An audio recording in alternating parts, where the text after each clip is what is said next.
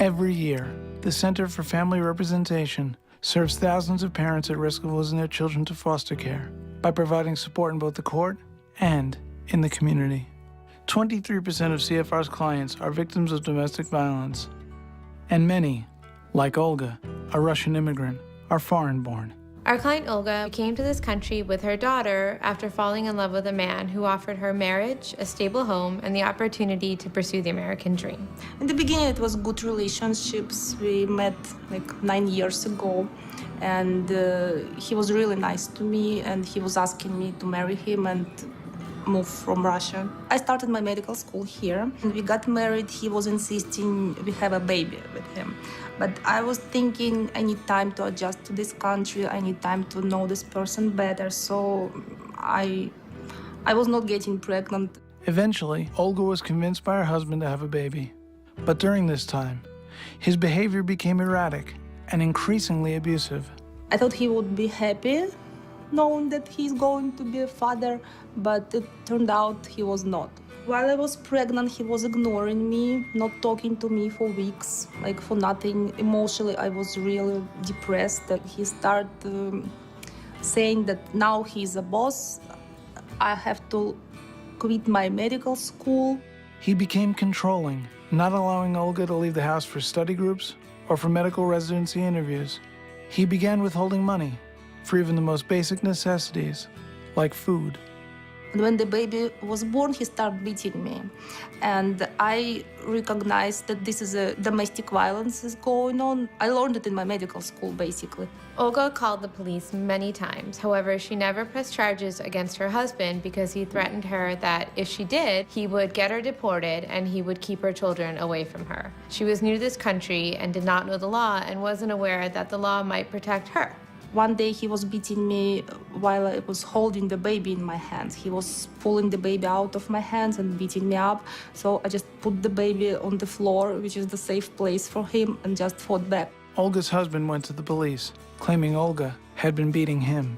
I was shocked because I was arrested for abusing him, and basically he was an abuser. They arrested me right there as soon as I came to this place, just in front of my kids. The city's protective agency, known as ACS, got involved when Olga was briefly jailed as a result of her husband's false accusations. I got taken by the police to their precinct and I had to wait there for ACS. And when ACS got there, they took me to their children's center where I stayed up and I talked to a caseworker.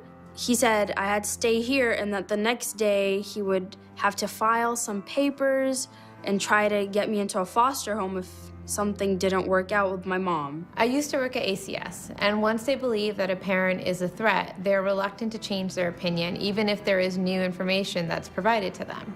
Olga provided ACS with information of several people that she had spoken to about the abuse.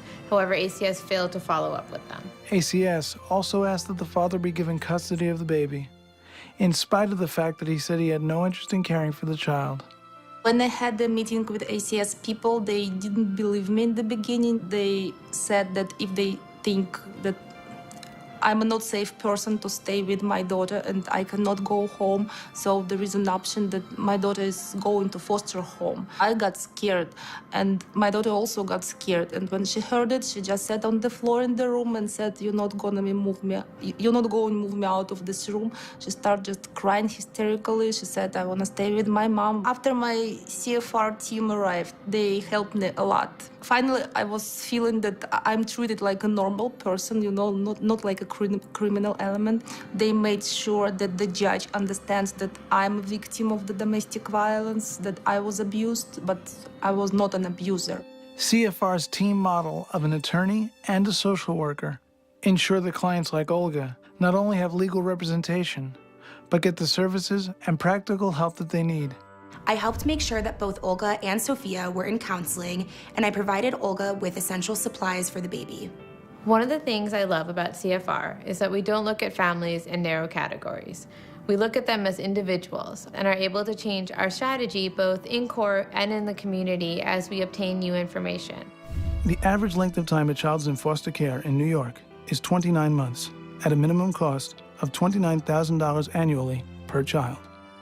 The average length of time in care is reduced to 2.5 months for CFR clients, at a cost of $6,000, regardless of how many children are involved. In just 1 year, CFR's model generated more than $7 million in taxpayer savings. I'm looking for another medical residency. I have a green card. I have both my children with me. They are very smart.